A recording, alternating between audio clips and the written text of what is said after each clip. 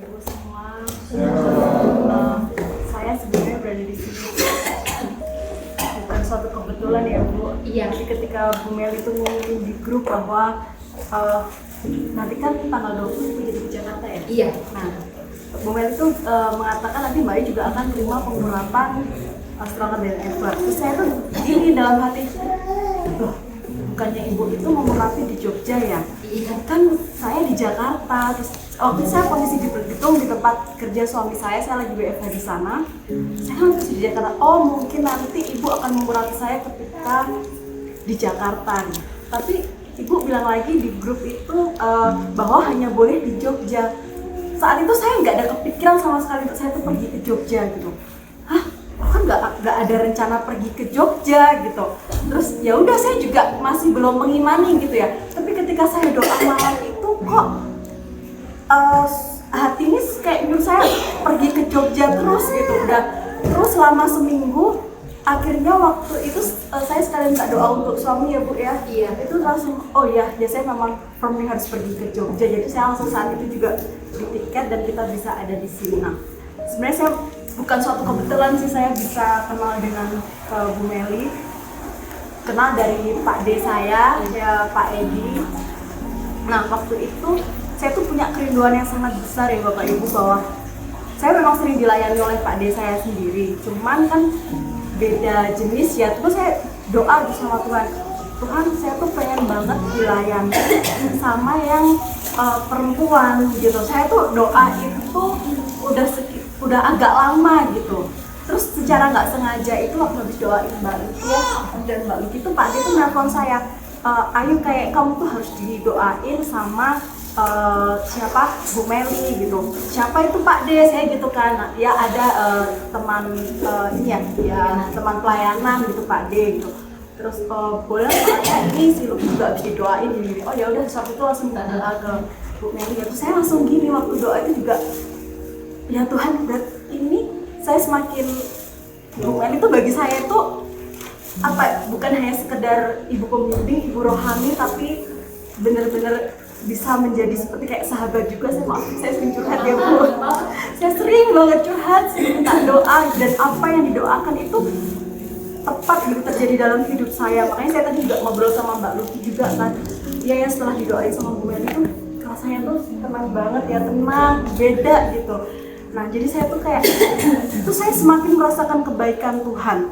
Nah suatu ketika itu saya tuh belum suami saya tuh dapat sebuah kayak project gitu untuk mendapatkan namanya proper emas. Jadi kami berdua sama-sama kerja di sebuah perusahaan kelapa sawit. Cuman suami saya di kebun di Belitung yang sebelumnya di Papua 7 tahun, terus kemudian baru April kemarin ke Belitung dan saya di kantor pusat gitu. Terus suami saya itu sempat diragukan oleh salah satu pimpinan tertinggi di kebun. Karena kan suami saya mutasi ya, ini kan waktunya proper emas, di mana proper emas itu adalah untuk perusahaan yang komitmen dengan lingkungan itu adalah proper yang paling tinggi gitu, kayak lisensi yang paling tinggi. Jadi kalau misal kita mendapatkan itu maka prestis perusahaan itu tinggi gitu. Nah untuk mencapai proper emas itu harus mencapai proper biru sebanyak 3 kali berturut-turut, proper hijau 3 kali berturut-turut. Kalau gagal di tengah maka ngulang lagi dari awal. Nah ketika sudah mau mencapai ke emas, ada mutasi itu proper itu di departemen suami saya kan. Terus bosnya tuh sempat meragukan gini, apa bisa ini anak baru gitu kan, anak baru ini waktunya emas, ntar kalau gagal kan ulang lagi dari awal, berapa tahun, berapa miliar lagi yang dikeluarin, berapa ratus juta lagi gitu kan. Terus di ini cuman terus suami saya waktu itu belum minta doa ke ibu kan. Terus ya udahlah kita doa lah yang mudah-mudahan Tuhan kalau memang itu selaras dengan kehendak Tuhan pasti akan dimudahkan. Dan step by step kan sistemnya sistem gugur itu kan, dari berapa ratus perusahaan disaring sampai menjadi 88 perusahaan. Nah dari 88 disaring lagi menjadi 16 gitu. Nah, untuk mencapai 88 itu kan sistem gugur itu. Nah dari sudah mencapai ke 88 itu ada namanya presentasi. Kalau presentasi menyewa segala macam dimana sama Kementerian Lingkungan itu hanya dikasih waktu 2 minggu. 2 minggu itu harus menyiapkan video profil, 2 minggu harus bimbingan UMKM apa segala macam gitu dalam waktu 2 minggu. Untuk proper ini aja kita tidak ada budget sama sekali, sedangkan yang emas ini udah kehabisan guys. Ya udah deh akhirnya mengajukan kayak apa yang nggak terbudgetkan gitu, ya udah disetujui video company profile itu 15 juta, ya udahlah nggak apa-apa. Nah itu udah 1 minggu berjalan, saya baru teringat tiba-tiba suami saya tuh kayak sering curhat gitu kan ya. Saya cuma bilang udahlah yakin aja kalau memang itu kehendak Tuhan pasti bisa. Terus saya teringat sama Bu Meli, yang kenapa ya kita nggak minta topangan doa sama Bu Meli gitu kan. Terus habis itu ya cobalah kan apa saya yang kenal, kamu yang kenal coba saya WA ke ibu kan, ibu bilang Mbak nanti saya doakan sama suami juga ya gitu. Oh boleh Bu gitu. Waktu itu terus hari Sabtu ya Bu ya kalau nggak salah ya, terus didoain sama suami. Terus ibu tuh bilang gini, Tuhan akan, saya masih merinding ya kalau saya ini, Tuhan akan keluarkan semua talenta tim, tapi hanya ada dua orang ya Bu yang kurang firm gitu ya, kurang firm. Terus saya tuh langsung kepikiran gini, yang jangan-jangan orang video gitu. Dia bilang nggak mungkin lah, video itu kan vendor. Terus saya tidak membantah saat itu. Suami saya bilang gitu, saya cuma oh ya udah gitu. Terus suami saya curhat lagi, saya bilang gini, yang itu hari Minggunya kayaknya aku yakin sih 2 orang itu orang video. Kalau sudah satu tim, mau eksternal, internal, mau vendor, enggak kan sama-sama tujuannya itu meraih proper. Jadi udah nggak ada tuh namanya internal eksternal gitu. Terus kayaknya iya ya gitu. Dan video itu harus dikirimkan hari Rabu. Hari Senin orang vendor ini kirim, Tuhan hancur sekali videonya tuh kayak main-main gitu. Langsung shock kan, ini video macam apa? Ini kalau di-upload ya jelas nggak mungkin nih, video apaan? Itu kan udah bayar mahal masa kayak gini gitu. Terus kemudian ada satu tim itu yang ya cuma sekedar hobi gitu kan, gitu. Mending si Alam itu dia suruh bikin gitu. Yaudah deh mending kamu bikin. Nah kebetulan kan suami saya kan kayak semacam team leader gitu kan. Yaudah Lam kamu coba bikin gitu. Terus tapi loh nggak, ini lihat Tamina nih pengisi suaranya bagus loh gitu. Terus kita tuh nggak ada siapa yang orang semua di kebun itu laki-laki, siapa ada pun perempuan ibu gitu kan, siapa yang bisa ngisi suara. Udahlah yakin aja nanti kalau itu Tuhan akan kirimkan. Hari Selasa pagi ada tim dari Jakarta juga sedang dinas, dia itu anak Tuhan juga, anak Medan, suaranya tuh bagus gitu. Terus yang dia lagi di sini loh, aku masih merinding ya ampun Tuhan, yang dia lagi di sini loh gitu. Loh saya langsung teringat, ternyata suaranya bagus, coba deh dites, siapa tahu dia bisa jadi pengisi suara gitu. Ternyata benar, terus suami saya ngomong sama tim kan, coba gimana kalau oh iya ternyata suaranya bagus. Jadi semua tuh serba dadakan, ngambil video itu udah semua apa yang ada yang sudah video semua tuh dipunya itu kompel gitu, pengisi suara juga hari Selasa baru dapet itu. Terus hari Rabu paling lambat kan jam 12 malam, karena di kebun susah sinyal, jam 12 malam lebih 7 tuh baru kekirim kan, harusnya udah kelewat. Karena suami saya kemudian kayak nelpon orang kementerian, mohon maaf Bu karena memang jaringan segala, oh nggak apa-apa Pak, ternyata ada company lain juga yang mengalami masalah yang sama, jadi nggak masalah kok, cuma kelewat 7 menit masih masuk batas toleransi, puji Tuhan kan. Nah terus saya WA ibu lagi, Bu mohon topang doa ya, soalnya hari Jumat itu presentasi, dimana hari Rabu dan Kamis itu udah gladi kotor kan, kalau di kebun sawit kan luas, jadi beberapa spot tuh harus semua presentasi. Itu hujan terus dan jaringan tuh ampun deh kacau, jadi itu nggak jelas gitu. Gimana saya selalu suami pulang, terus suami selama 2 minggu itu pulang sampai jam 1 pagi, jam 2 pagi saya kan nungguin. Gimana ya ini jaringan kurang bagus nih, gini gitu. Coba deh, yaudah deh ini beli nomor yang baru, tapi nggak usah di ini jam. Jadi kalau ada telepon masuk apa tuh nggak keganggu. Saya coba kasih saran-saran yang saya bisa kan. Udah dilakukan. Terus dari pagi hari Jumat hari H jam 10 presentasi. Dari pagi nih hujan deras ya minta ampun, kayak marah gitu loh, hujan tuh deras. Aduh gimana nih, saya WA ibu lagi ya Bu, mohon topang doa ya soalnya jam 10 ini gitu. Jam 10 lebih 5 saya tunggu kok masih hujan. Saya juga di kamar WA saya lagi kerja, saya ini sebentar, Tuhan Yesus saya mohonkan kalau ibu ngajarin ya doa mohon belas kasihan sama Tuhan gitu kan. Tuhan Yesus mohon belas kasihan-Mu Tuhan, sebentar lagi presentasi tapi hujan belum turun, saya yakin saya mujizat-Mu pasti akan nyata Tuhan. Saya sangat meyakini itu, kalau Tuhan berkehendak pasti dilancarkan. Selesai saya doa, hujannya langsung berhenti, yang kemarinnya langsung berhenti. Presentasi selesai jam 12 kurang 15, masih ada dikasih waktu sama Tuhan untuk bersih-bersih, beberes. Terus jam 12 lebih 5, hujan ini turun lagi kayak ngamuk lagi sampai malam. Tuhan terima kasih, terserah hujan mau sampai besok pagi nggak apa-apa, yang penting presentasi sudah selesai gitu kan. Terus waktu pulang, suami gimana ya, puji Tuhan lancar gini, terang gini. Terus saya bilang, ibu kan bu, puji Tuhan tadi udah gini, saya ceritain lah, apapun tuh saya ceritain gitu ke ibu. Terus puji Tuhan ya mbak, Tuhan Yesus tuh baik gitu, ya Tuhan Yesus tuh baik banget gitu. Dan puji Tuhan kemarin hari Sabtu tuh suami saya lagi kan, kalau jauh-jauhan gini, terus hari Minggu kan catering suami saya kan nggak ada gitu, jadi ini sendiri kan. Suami saya lagi belanja untuk persiapan hari Minggu, orang kementerian nelpon tapi handphone ditinggal. Kok ini? Terus ditelepon bahwa puji Tuhan sekali, perusahaan kami lolos proper emas. Dari 88 perusahaan, kami 15 yang termasuk, dan topangan doa lagi ya Bu, hari Selasa akan menerima penghargaan itu. Jadi memang di situ semua. Terus suami saya ditelepon tuh kayak, Bu ini serius gak sih Bu? Serius gak? Iya, terus orang komentarnya, iya Pak, bener ya Pak Eka ini serius gitu kan. Terus nanti hari Selasa ini ya menerima penghargaan harus nanti pimpinan tertinggi SWAT segala macam itu dari ini pakaiannya ini gitu.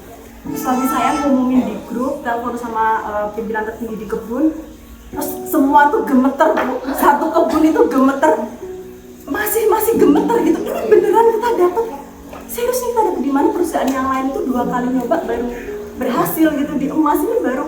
Dan puji Tuhannya kami itu perusahaan sawit satu-satu yang pertama di Indonesia yang bisa meraih koper emas. Jadi semua tuh langsung kayak gemeter banget. Memang Tuhan tuh baik banget kalau kita benar-benar mengandalkan Tuhan. Memang mujizat yang ajaib-ajaib itu pasti akan kita terima lah. Saya yakin banget, meyakini itu. Pokoknya saya bersyukur banget punya pembimbing seperti ibu yang bisa jadi ibu, bisa jadi sahabat, bisa jadi kakak, teman curhat segala macam. Maaf ya Bu kalau sering repotin kapan pagi, malam, apa gitu. Nah itu terus habis itu masih ada lagi, itu yang proper ya, nanti Selasa udah ini semua sampai komisaris kami. Jadi komisaris kami itu salah satu termasuk dalam inilah orang-orang yang terkaya di Indonesia gitu kan. Itu sampai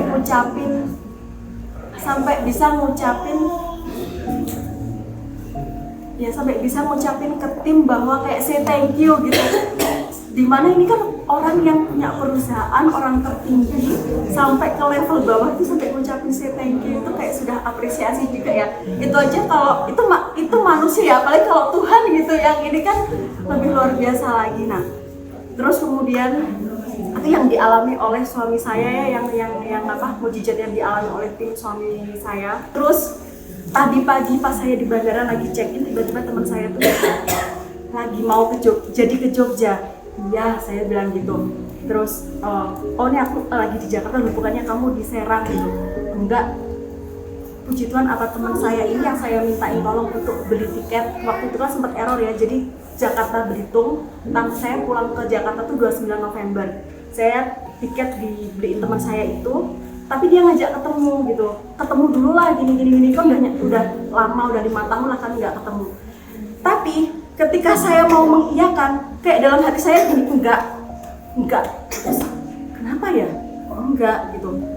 Terus ya saya waktu itu bilang nggak bisa gitu. Saya setelah bilang, saya cuma bilang saya masih halus bilangnya nggak bisa, tapi dia tuh ngotot ngajak ketemu.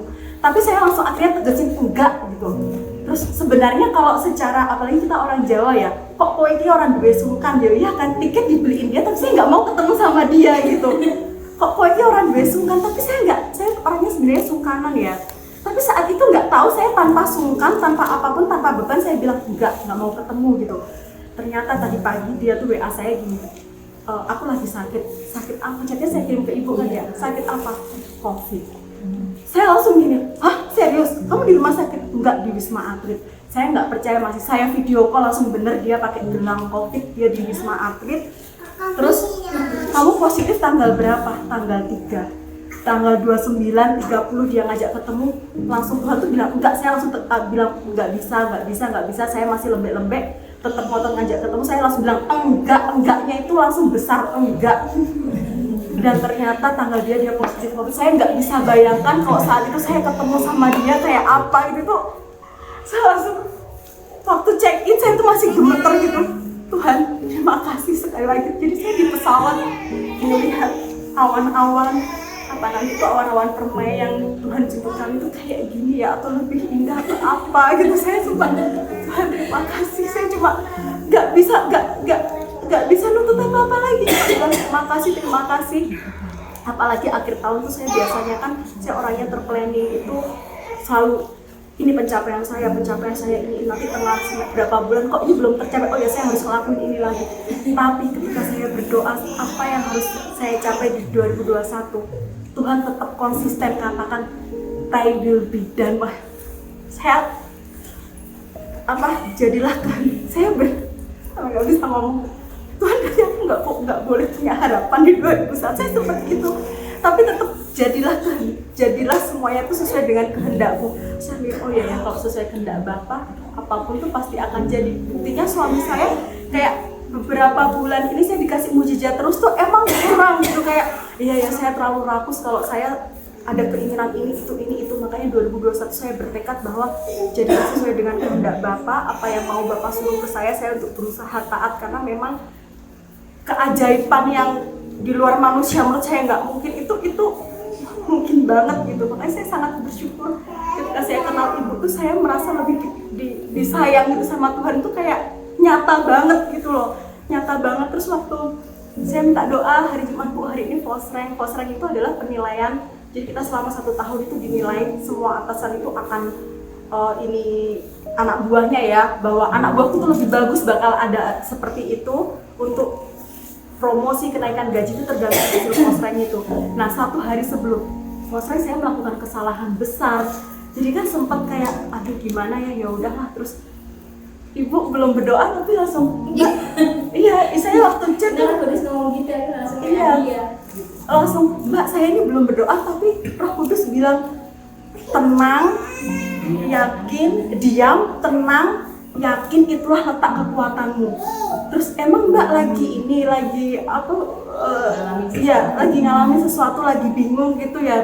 Iya Bu, saya baru cerita kemarin saya ngalamin itu kejadiannya, saya salah input itu, makanya oh pantas ya Roh Kudus langsung bilang kayak gitu Mbak. Padahal saya belum posisi berdoa loh Mbak, langsung bilang gitu. Makanya saya di dalam tinggal tenang terletak kekuatan. Iya, dia tinggal tenang terletak kekuatanmu. Nah itu makanya saya terima kasih banget sih, Tuhan Yesus itu sangat luar biasa. Terima kasih sekali lagi ya Bu, sudah dibimbing, teman-teman MKB juga yang setiap hari selalu memberkati di grup. Jadi saya merasa kayak ada hidup baru terus gitu. Saya merasa diberkati sih bisa masuk ke MKB ini. Terima kasih semuanya.